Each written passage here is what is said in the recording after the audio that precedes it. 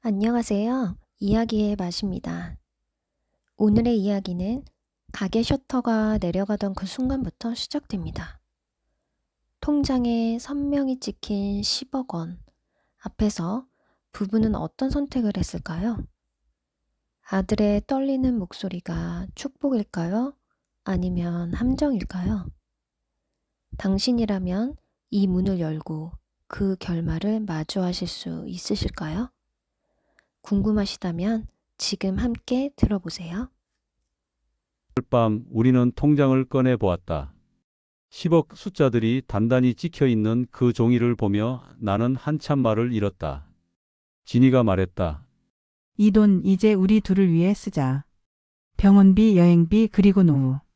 그 누구의 것도 아니고 우리 삶의 보람이야. 나는 고개를 끄덕였다. 다음 날부터 우리는 새로운 삶을 시작했다. 아침마다 함께 공원 산책을 했다. 철쭉 향기, 이슬 내음, 낙엽 밟히는 소리, 겨울바람의 냄새가 우리 곁을 스쳤다. 텃밭의 흙은 차갑고 부드러웠다. 상추와 고추 모종을 심으며 진이는 웃었다. 이 흙냄새 참 사람 마음을 편안하게 해. 그 말이 그렇게 좋을 수가 없었다. 나는 돈보다 이 고요한 시간이 더 소중했다. 초인종이 울렸다. 띵동. 문을 열자 민준이 서 있었다. 그의 얼굴은 잿빛이었다. 그 눈빛, 어릴 때 매 맞고 돌아올 때처럼 두려움과 초조함이 섞여 있었다. 아버지, 어머니 잠깐 얘기 좀. 거실에 앉아 한참 침묵이 흐르고 나서야 민준이 입을 열었다. 사업이 조금 잘못됐어요. 5천만 원만 도와주시면 이번만 넘어가면 됩니다. 나는 망설이지 않았다. 하나뿐인 아들이었다. 그토록 성실한 내 삶의 의미도 결국은 이 아이에게 이어지길 바랐다. 진이는 말없이 나를 보았지만 반대하지 않았다. 그러나 그 몇 달 뒤 다시 띵동 소리가 났다. 이번엔 민준 옆에 며느리도 있었다.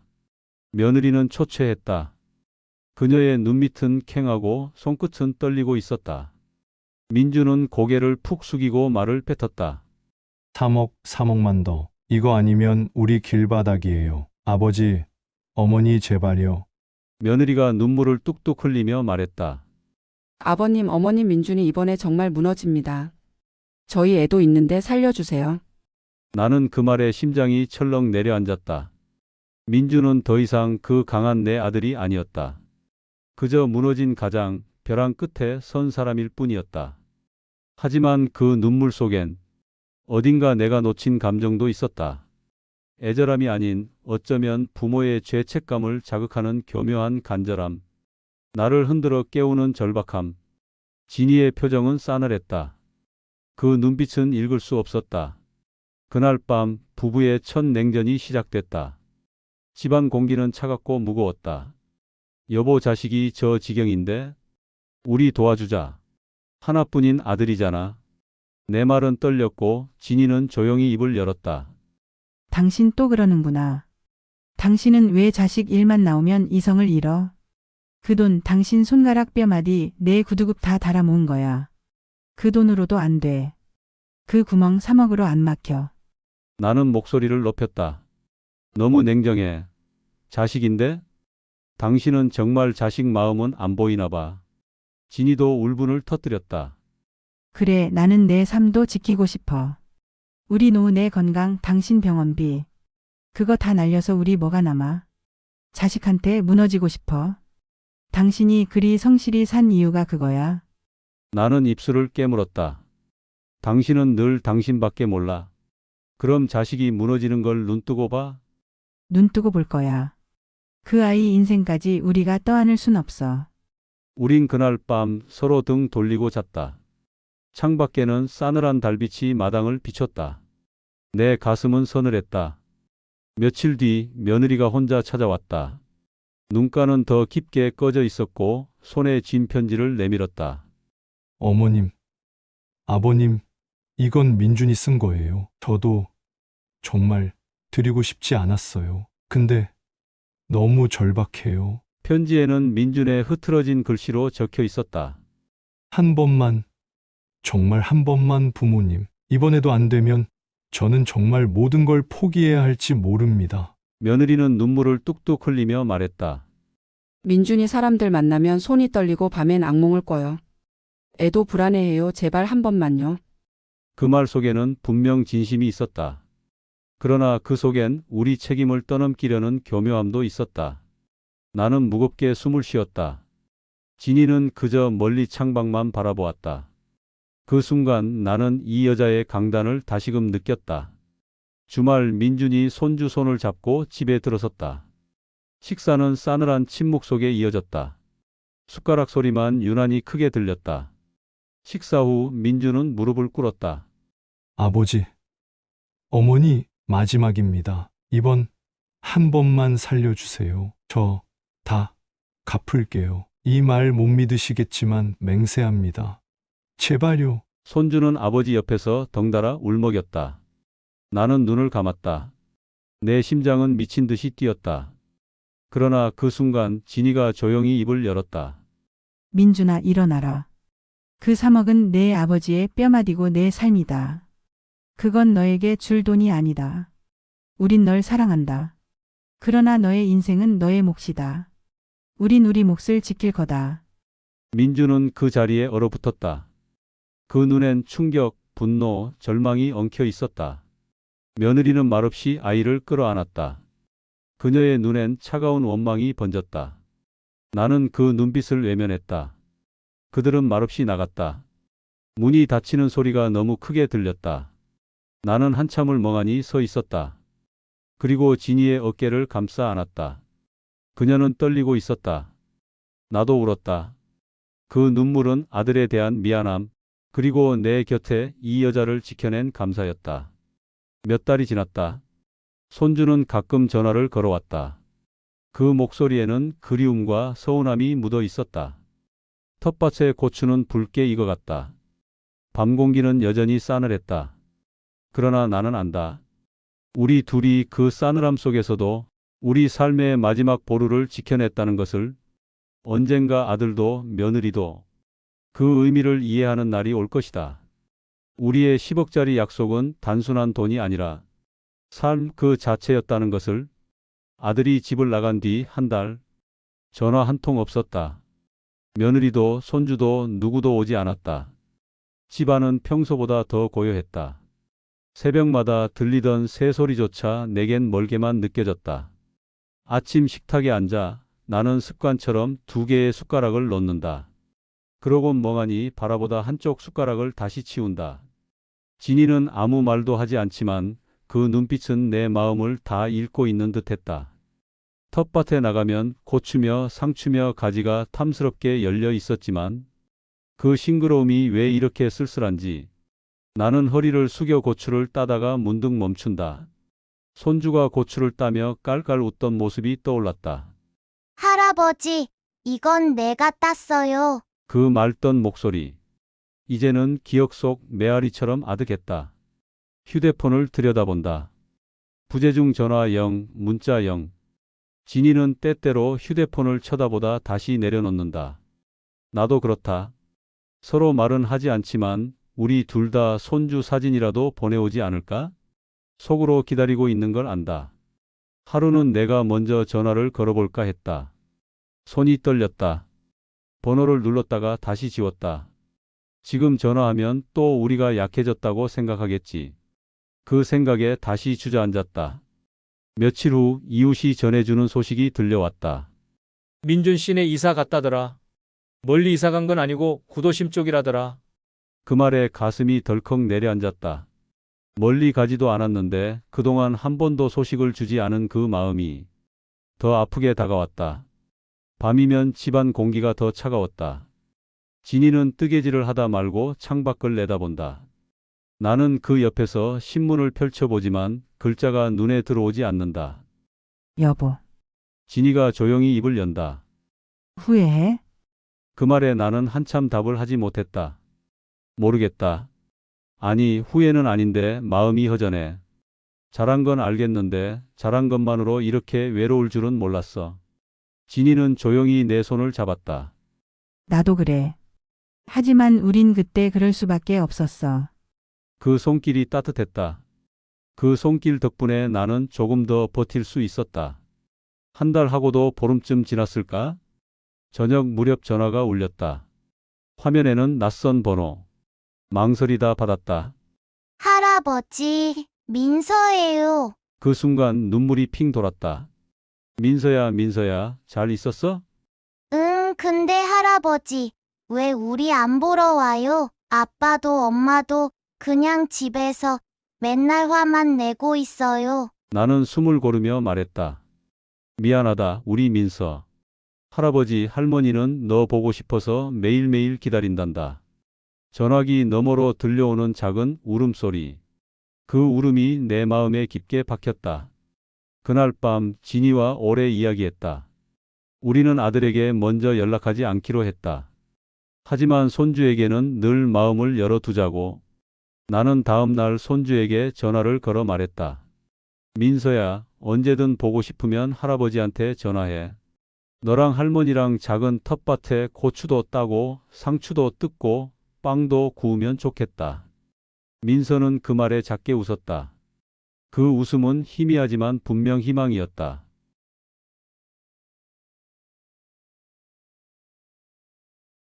나는 아버지 집 대문을 나서며 주먹을 꽉 쥐었다. 손끝이 저렸다. 어깨는 굳었고 가슴은 답답해서 숨이 턱 막혔다. 그럴 줄 알았어. 결국 그럴 줄 알았어. 머릿속에서 수없이 그 말을 되뇌었다. 나는 실패자다. 사업도 가장으로서의 책임도 무너졌다. 그래서 마지막 남은 자존심조차 내려놓고 무릎을 꿇었는데 아버지, 어머니는 그 손길을 내밀지 않았다. 아버지의 고개 숙인 모습, 어머니의 그 차갑고 단호한 목소리, 너희 인생의 빚은 내가 갚아야 한다. 그 말은 칼날 같았다. 가슴을 베어내는 듯 아팠다. 어릴 때 아버지 손은 늘 따뜻했다. 새벽마다 빵을 굽고도 내 머리를 쓰다듬던 그 손. 어머니는 새신을 사주지 못해도 손수 꿰매서라도 깨끗하게 해주던 사람이다. 그랬던 부모가 왜 지금은 이토록 냉정할 수 있나? 내가 그동안 효도 못한 거? 맞다. 나도 안다. 부모님 바라던 모습이 아니라는 거. 하지만 지금 이 순간 나는 마지막으로 부모를 의지하고 싶었을 뿐이다. 내가 그토록 간절히 매달리는데 자식이 무너지는 걸 보면서도 그들은 그렇게 등을 돌릴 수 있단 말인가. 며느리의 눈물, 내 손주의 떨리는 손, 그 모습조차 부모의 마음을 움직이지 못했다. 돈보다 사람이 먼저라더니 그 말은 다 거짓이었나? 내 입술은 떨리고 속에서 무언가 치밀어 올랐다. 그래, 부모도 결국은 자기 살 길만 찾는구나. 그 원망이 내 속에서 자라났다. 하지만 또 한편으론 내 자신에게 화가 났다. 왜 나는 이렇게까지 부모 앞에 무릎 꿇어야 했을까? 왜 나는 내 가족을 지키지 못했을까? 집으로 돌아오는 길, 아이와 아내는 차 안에서 말이 없었다. 그 침묵이 더 고통스러웠다. 아내는 창밖만 바라보았다. 그 눈빛엔 원망과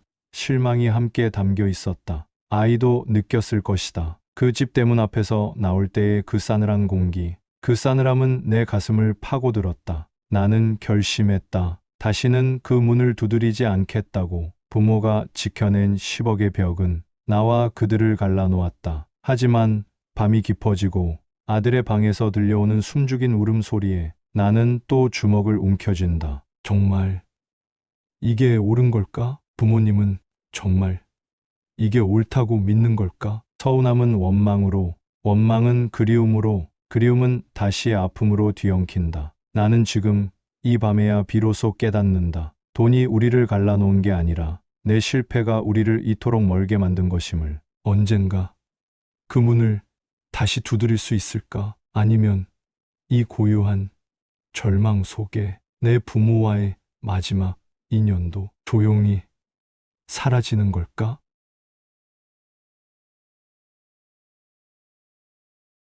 나는 이 집 초인종을 누르는 순간부터 벌써 심장이 쿵쿵 뛰었다.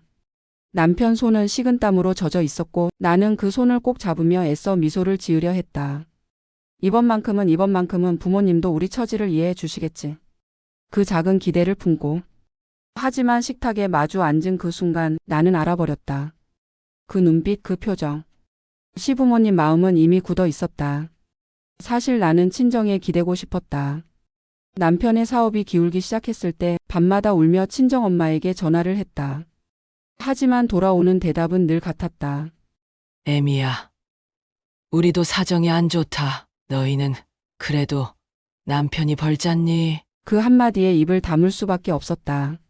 그날 이후 친정에 손 내미는 걸 포기했다. 이젠 시댁뿐이었다. 부모님은 그래도 여유가 있지 않은가? 10억이나 되는 돈, 그 돈이 전부 자신들만을 위한 거라고 믿는 걸까? 거실에 앉아 남편이 떨리는 목소리로 부모님께 애원하는 걸 들었다. 나는 더는 눈물을 참지 못했다. 아이까지 데리고 이렇게 와서 무릎까지 꿇은 남편. 내가 사랑하고 그래도 믿고 있는 그 사람의 모습이었다. 그런데도 시부모님은 아무런 말도 손길도 내밀지 않았다. 그 돈이 그렇게 아까운가요? 저 돈이 자식보다 손주보다 더 중요한 건가요? 마음속에서 소리치고 싶었다. 하지만 그럴 수 없었다. 나는 며느리니까. 나는 이 집의 피가 아니니까.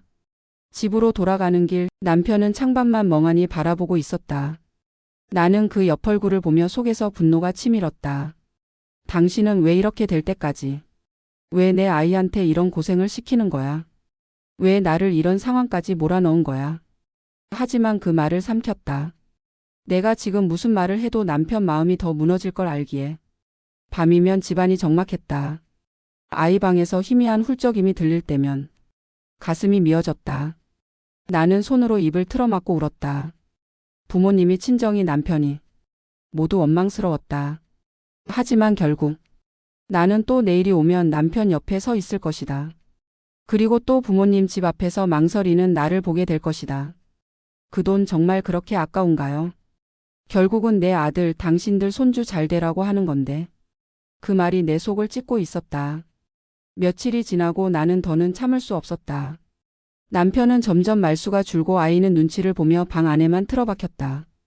밤이면 이불 속에서 흐느끼는 소리가 들려왔다. 이대로는 안 되겠다 싶었다. 나는 아이를 친정에 맡기고 혼자 시댁 문을 두드렸다. 문이 열리고 시어머니와 시아버지가 모습을 드러냈다. 둘 다 놀란 표정이었다. 무슨 일이니 이 시간에? 시어머니의 말에 나는 차갑게 미소를 지었다. 말씀 나누고 싶어서 왔습니다. 오늘은 솔직히 제 마음을 말씀드리려고요. 거실에 마주 앉았다. 그간 쌓인 감정이 터져 나왔다. 저 죄송한데요, 어머님, 아버님. 그 돈 정말 그렇게 아까우세요? 저희 남편 그분 아들 아닙니까? 손주도 있고요. 왜 그토록 냉정하세요? 시어머니의 표정이 굳었다.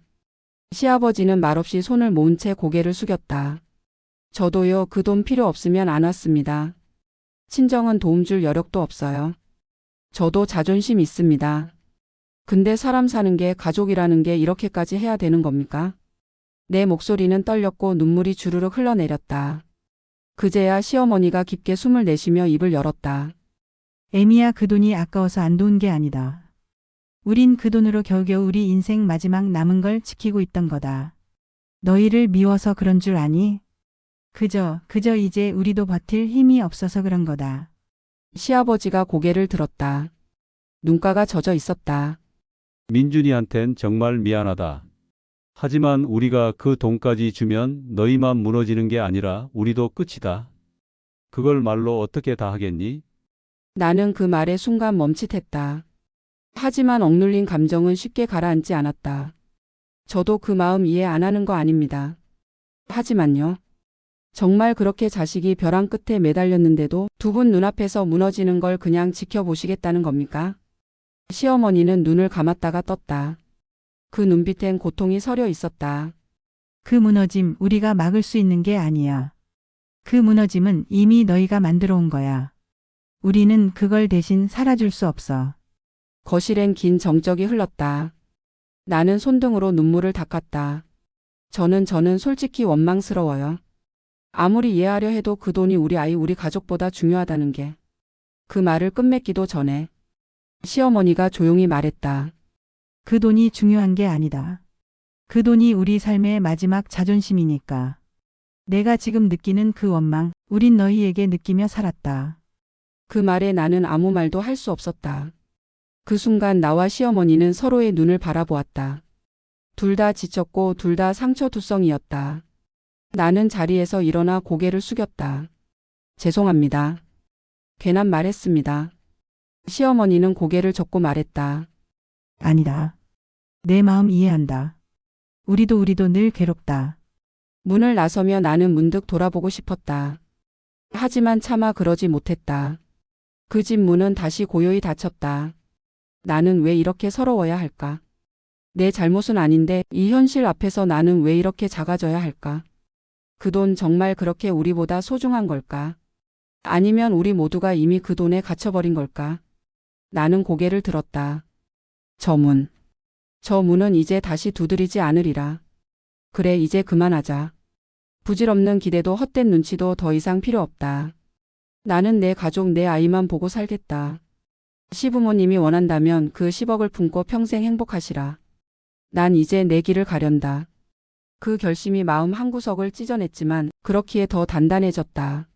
나는 돌아서며 마지막으로 속으로 되뇌었다. 우리는 이제 남이다.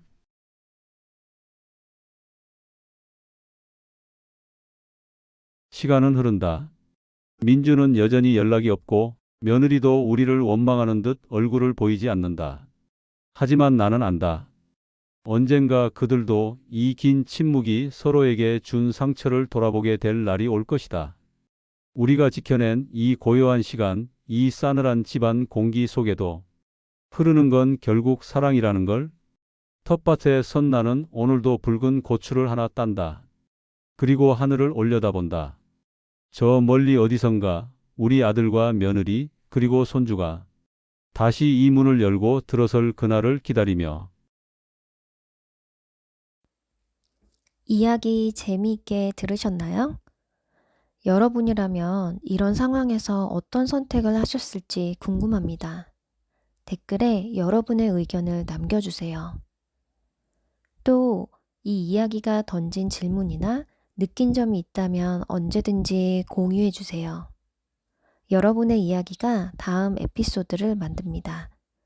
끝까지 함께 해주셔서 진심으로 감사합니다.